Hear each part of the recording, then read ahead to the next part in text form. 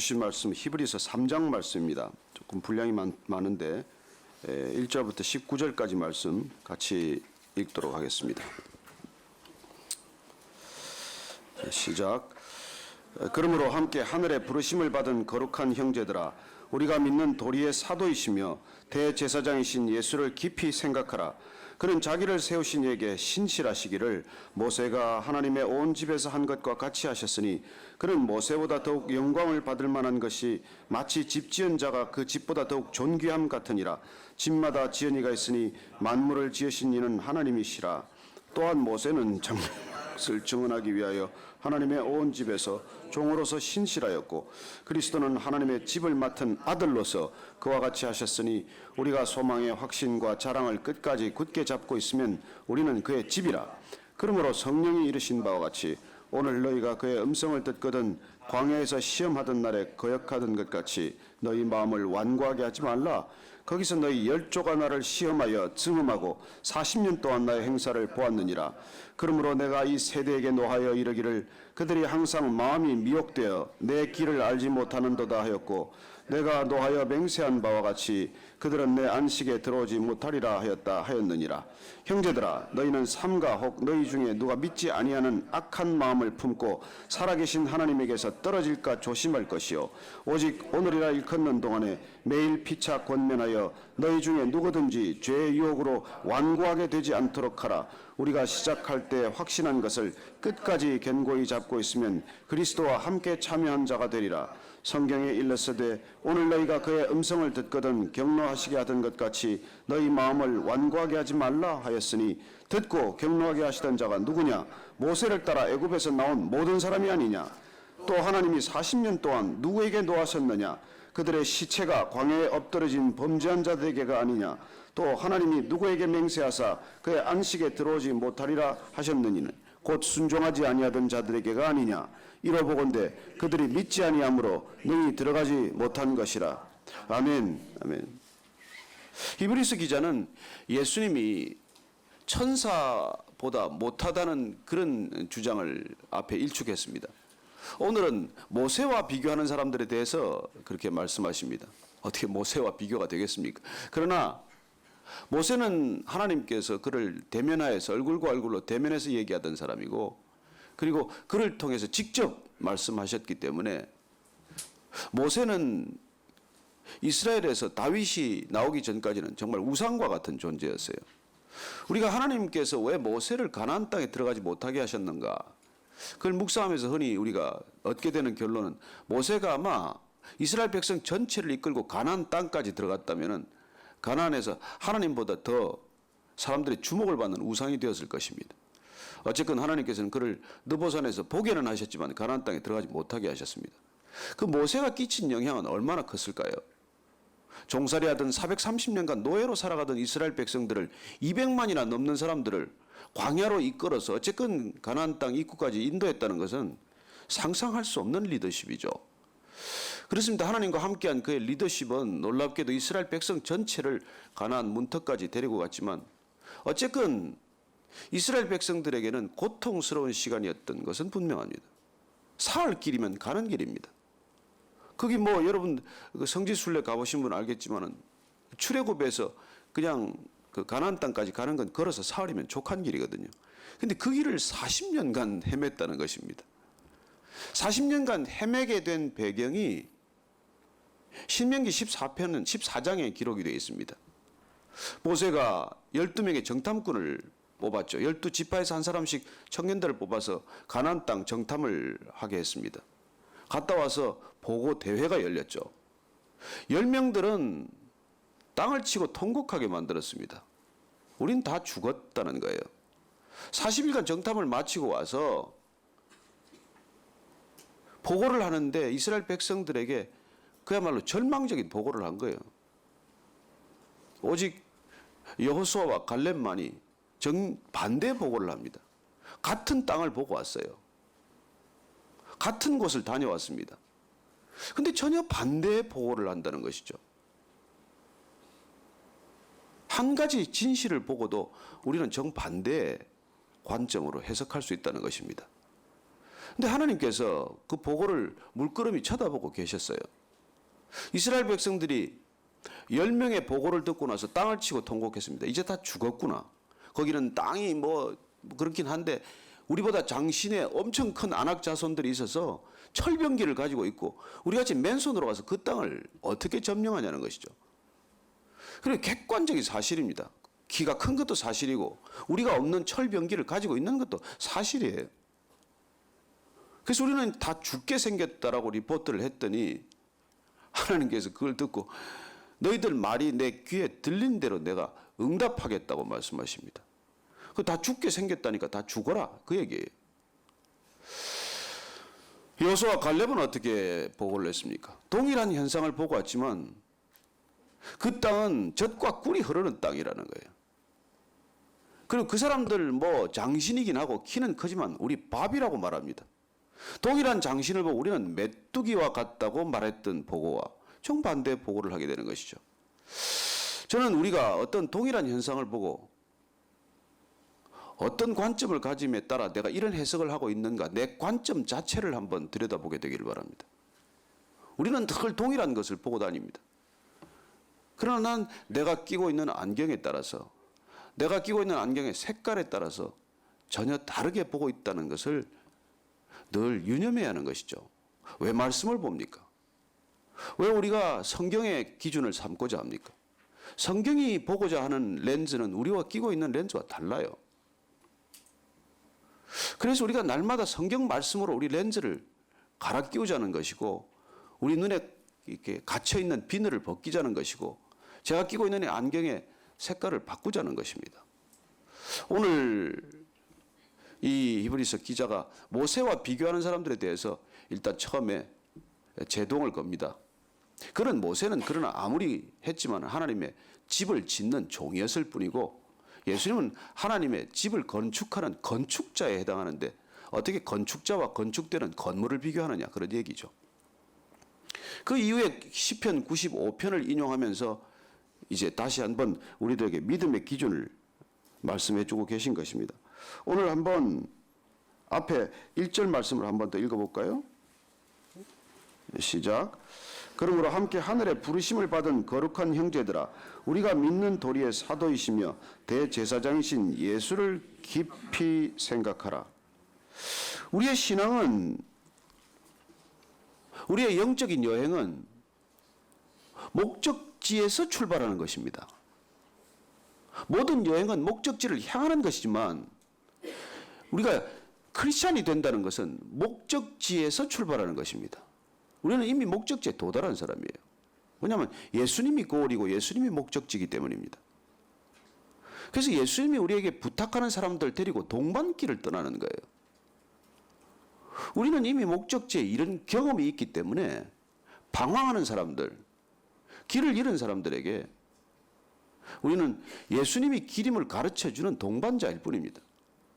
그런데 그 예수님을 오늘 사도이시며 대제사장이라고 표현되어 있습니다. 예수님을 사도라고 표현한 것은 이것밖에 없어요. 예수님이 부른 12제자를 사도라고 부르긴 하지만 예수님을 사도라고 표현한 건 여기가 처음이고 마지막입니다. 왜 이런 표현을 썼을까요? 예수님은 하늘에서 보내신 사도 맞습니다. 여기 사도라고 쓰인 단어는 결국 메신저라는 단어예요. 아포스톨로스라는 단어를 쓰는데 그 단어는 보냄을 받은 자, 샌디드 할 때 보냄을 받은 자예요. 그는 하나님께서 보낸 사람이라는 것이죠. 보낸 사자니까 맞죠.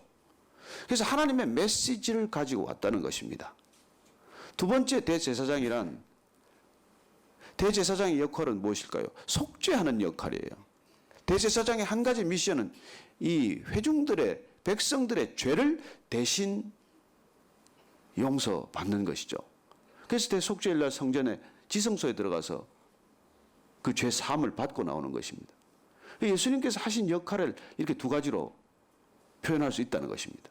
그분은 하나님의 메시지를 가지고 온 메신저이시고 하나님께서 구원의 계획으로 우리에게 구원의 죄 사함을 주시기로 결정하신 걸 본인이 대제사장적 소명을 가지고 대제사장의 신분으로 그 일을 감당했다는 것입니다.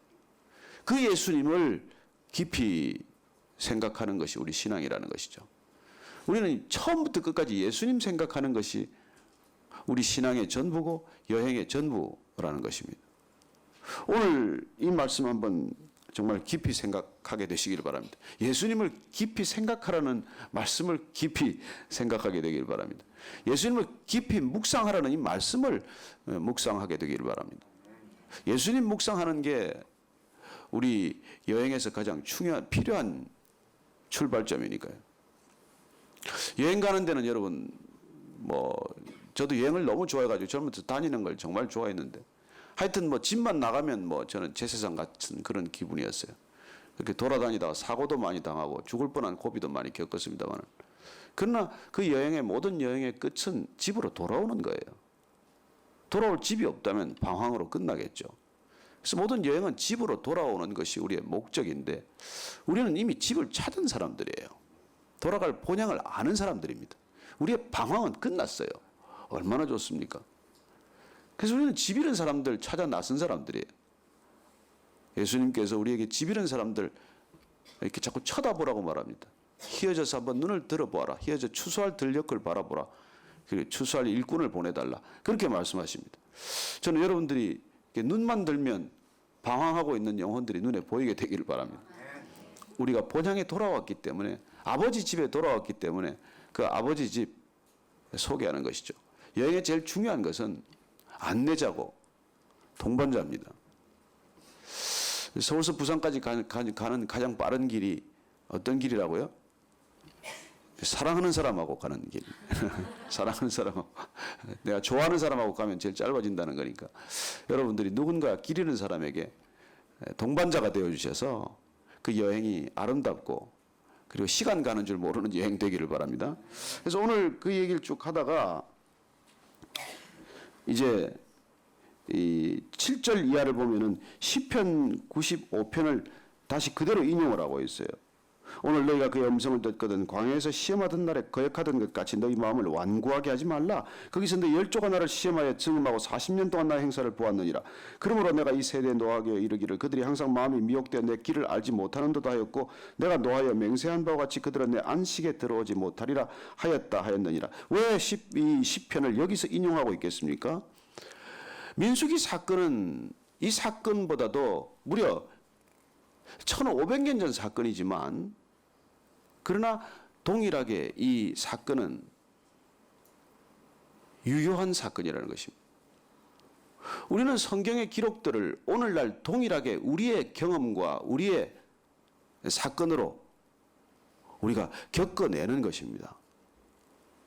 여러분 보니까 그래요. 이 성경이 왜 중요하냐면 1600년 동안 기록된 40명의 저자들이 기록한 것이지만 이 기록된 것들을 오늘날 우리가 동일하게 우리가 겪는 경험으로 받아들이면은 우리가 인생 4000년 사는 게 되는 것이죠. 제가 참 어리석어서 실수를 많이 했는데 누구보다도 실수를 많이 한 사람입니다. 실수하는 사람의 특징은 고집이에요. 누가 그렇게 하면 안 된다고 일러주거든요. 근데 그 말대로 안 합니다. 그게 또 한 번 실수해요. 그럼 실수해서 배워야 되는데 동일한 일이 일어나면 또 같은 실수를 하고 같은 데서 넘어지고 또 같은 자리에서 넘어지고 계속 그렇게 넘어지는 거예요. 제가 왜 그렇게 실수를 많이 하나니까 아예 회로가 그렇게 되어 있는 거예요. 실수하는 회로가 제 안에 아주 고정이 되어 있어가지고 자동적으로 실수를 하게 되어 있더라고요 보니까. 그러면 말씀은 뭐냐면 이 회로를 바꾸는 일이에요. 어려서부터 이 회로를 만드는 게 얼마나 중요하겠어요. 제가 운전을 제대로 못 배워가지고 자동차 사고를 이렇게 수없이 냈어요. 근데 이게 안 고쳐지는 거예요. 그래서 미국 가서도 사고를 내고 한국에서도 사고를 내고 제가 이런 부끄러운 고백을 한 이유는 처음에 이게 잘못된 거예요. 그렇게 할 일이 아닌 거예요. 그런 유혹에 넘어가서는 안 되는 일이에요. 처음에 고통스럽더라도 정말 잔소리 들어가면서 제대로 배웠더라면 저는 어떤 버릇이 있냐면 깜빡이를 켜고 돌리다가 이렇게 접촉사고가 나는 거예요. 근데 미국 갔더니 이제 시험을 새로 치는데 고개를 돌려서 완전히 확인하고 그리고 차선을 바꿔야 되는데 그럼 사고 날 일이 없죠. 사각지대도 없어지고. 그래서 이제 그런 것들을 보면서 야, 이 인생에 처음에 되는 거 이거 한번 회로가 잘못 형성되니까 동일한 사고를 끊임없이 반복하는 거예요. 반복. 그래서 저는 여러분들이 이 성경 말씀으로 인생의 사고 회로가 바뀌게 되기를 바랍니다. 그래서 성경을 우리가 읽는 까닭은 내가 성경을 판단하려고 읽는 게 아니에요. 이건 진리예요. 내가 가짜예요. 이건 답이에요. 내가 문제예요. 그래서 이 답에 비추어서 나를 자꾸 고쳐가는 거지. 내가 내 기준으로 가지고 이 성경 이거는 말이 되냐 이게. 무리를 걷는 게 말이 되냐. 무슨 오병이어냐. 그 오병이어를 그렇게 해석이 안 되니까 이 미처 슈바이츠 같은 사람도 이렇게 해석을 했어요. 그 누가 하나 내놓으니까 그걸 감동해가지고 다 내놨다는 거예요. 어린애가 오병이어를 내놓으니까 어른들이 숨기고 있다 그걸 다 내놔가지고 그래서 다 먹었다는 거예요. 자기식 해석이죠. 그렇게 아프리카에 가서 수많은 사람들을 그렇게 구원했던 그렇게 의수를 베풀었지만 그 사람의 사고는 이해가 안 되는 거예요. 그래서 성경을 내가 이해하는 만큼만 이해하기 때문에 이런 문제가 생기는 거예요. 성경은 이해되지 않는 부분이 많습니다.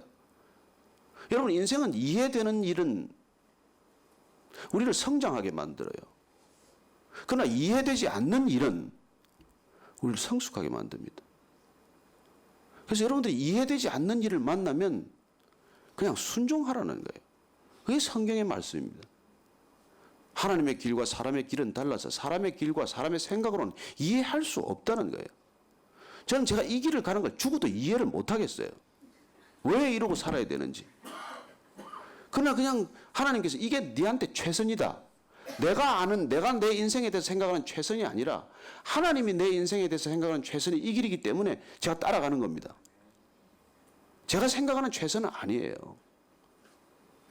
그러나 여러분들이 이렇게 아침을 깨우고 와서 이렇게 말씀을 듣는 까닭은 잘 이해가 안 되지만 내가 납득하기가 어렵지만 하나님이 이 길이 너한테 최선의 길이고 최고의 길이고 최상의 길이라고 말씀하시기 때문에 그냥 하면 그렇습니다. 그냥 눈물 콧물 쏟아가면서 이러고 가는 거예요. 뭐가 편하겠습니까? 뭐 하다가 이렇게 얘기가 많이 나갔나. 이게 오늘 13장을 다 마쳐야 되는데 어쨌든 그 음성을 결론은 뭐냐면 이게 오늘 순종하라는 거예요. 이스라엘 백성들이 순종했으면 사흘이면 갈 길을 불순종하다가 40년을 광야에서 헤맸다는 거예요. 뺑뺑뺑 그 자리에 또 가데스 바냐에서 또 내려갔다가 올라갔다 내려갔다가 올라갔다. 여러분 한번 지도 한번 보십시오. 거기 가서 보면은 그 얼마 되지도 않는 땅에 시내반도라는 게 40년간 헤맬 이유가 없어요. 근데 하나님께서 딱 한 가지 훈련이에요. 하나님을 중심에 두시는 훈련, 하나님께 순종하는 훈련이에요. 구름 기둥이 뜨면 움직여라. 구름 기둥이 멈춰 있으면 그냥 그 자리에 일렬이고 멈춰 있어라. 이 훈련시키는 거예요. 그리고 그 관점을 하나님 중심으로 바꿔가는 것입니다.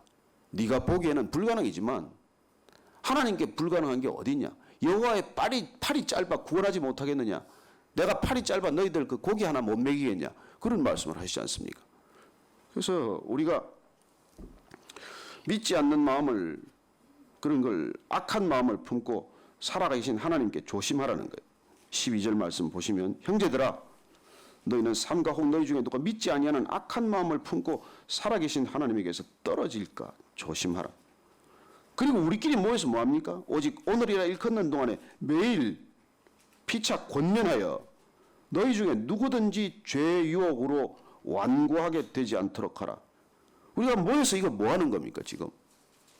우리가 모여서 누구든지 죄의 유혹으로 고집 부리지 않게 하라는 거예요.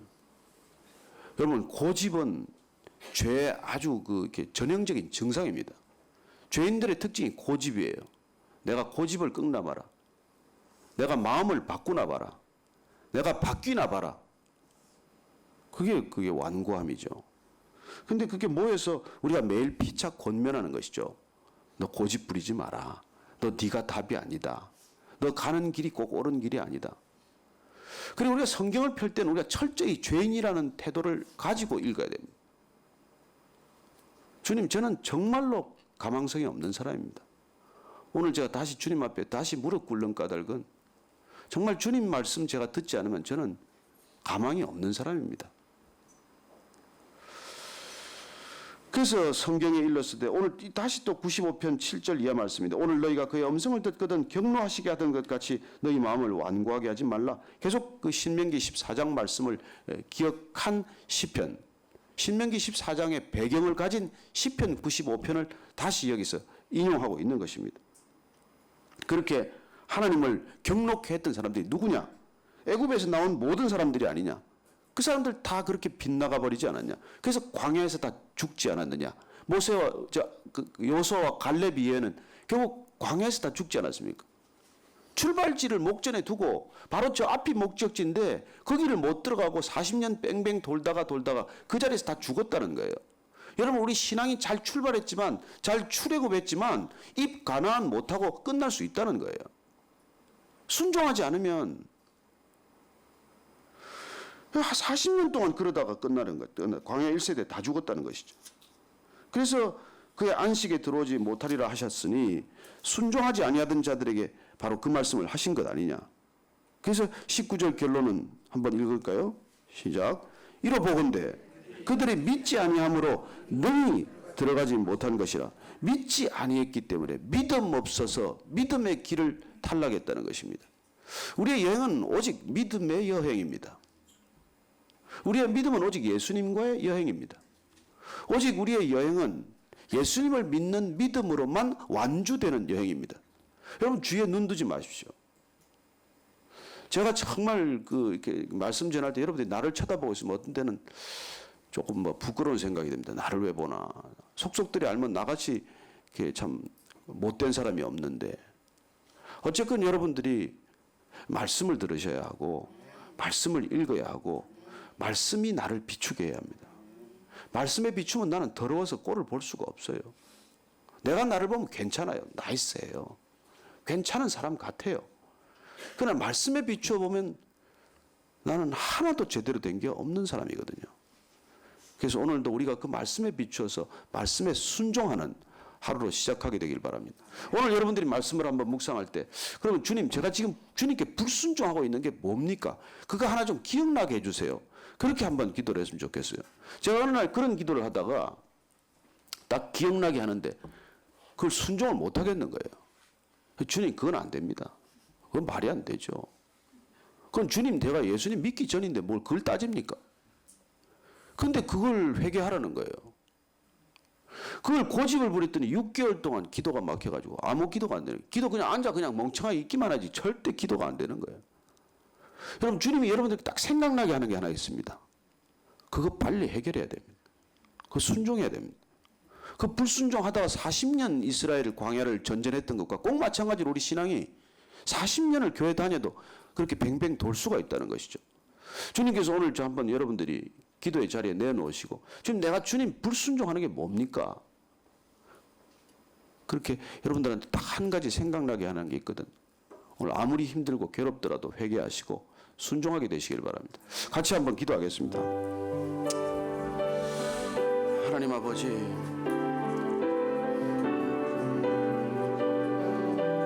주님께서 우리에게 주시는 놀라운 은혜가 있습니다. 그러나 주님, 담을 수 없는 그릇이라면 어떻게 담아주시겠습니까? 하나님, 우리의 마음 가운데 믿음 가운데 찾아오셔서 우리를 붙들어 주시옵소서. 하나님, 함께하여 주시옵소서. 주여 붙들어 주시고 은혜 가운데 우리가 함께 나아갈 때 하나님 믿음의 손을 붙들고 함께 피차 권면하며 완고하지 않게 하고 죄악에 고집 부리지 않게 하시고 완고하지 않게 하여 주옵소서. 주여 붙들어 주시옵소서. 오늘 제가 그것을 내려놓기를 원합니다. 주의 발 아래 무릎 꿇기를 원합니다. 주님, 제가 주님 마음에 들지 않는 건 무엇입니까? 주님 알게 하여 주시옵소서. 주님 붙들어 주시옵소서. 주여 붙들어 주시옵소서. 주여 붙들어 주시옵소서. 붙들어 주시옵소서. 붙들어 주시옵소서. 오늘 다시 우리가 주님께서 이렇게 기도하라고 말씀하셨던 그 주 기도문을 함께 주님께 고백하고 그 주 기도문을 단순히 암송하는 것이 아니라 깊이 묵상하는 기도를 함께 올려드리겠습니다. 하늘에 계신 우리 아버지여, 이름이 거룩히 여김을 받으시오며 나라에 임하옵시며 뜻이 하늘에서 이루어진 것 같이 땅에서도 이루어지이다. 오늘날 우리에게 일용할 양식을 주옵시고 우리가 우리에게 죄 지은 자를 사하여 준 것 같이 우리의 죄를 사하여 주옵시고 우리를 시험에 들게 하지 마옵시고 다만 악에서 구하옵소서. 대개 나라와 권세와 영광이 아버지께 영원히 있사옵나이다. 아멘.